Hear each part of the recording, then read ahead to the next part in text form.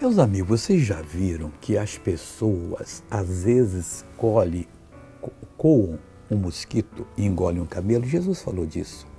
Ele estava preso, os judeus entregaram ele aos romanos, levaram de um lado para o outro, e em João 18, versículo 28, está escrito: depois levaram Jesus da casa de Caifás para a audiência. Foram levando.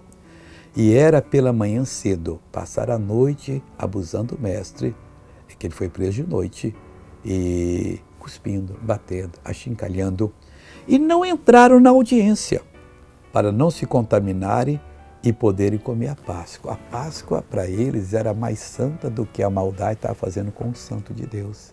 Às vezes nós fazemos, e achando que estão fazendo isso por Deus. Nós discriminamos uma pessoa que está no erro, sabemos que está, ficamos chateados, mas vamos pedir amor de Deus, sabedoria para tirar essa pessoa do erro, que pode ser o seu filho, a sua filha. Veja uma pessoa que foi abençoada agora. Quando eu era pequena, eu trabalhava na olaria e dei muito exercício repetitivo, eu cresci, fez uma formação na minha coluna e doía demais, já faz uns 18 anos já, muita dor na coluna. O que melhorou agora? Eu não tô com nada. Sumiu a dor, mas você tinha algum defeito no andar? Eu andava com muita dificuldade, muita dor. Imita como é que você andava pra gente ver. Tava doendo muito aqui. Doía aqui, mas refletia lá. E refletia tudo. Então anda normal agora. Ai. Glória a Deus. Deixa eu orar com você, Pai, não nos deixe agir errados.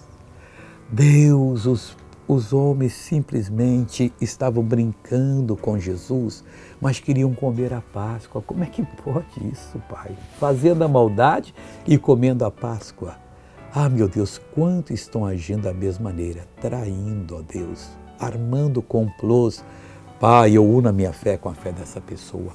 Eu repreendo todo o mal de que saia, em nome de Jesus Cristo. E você diz amém.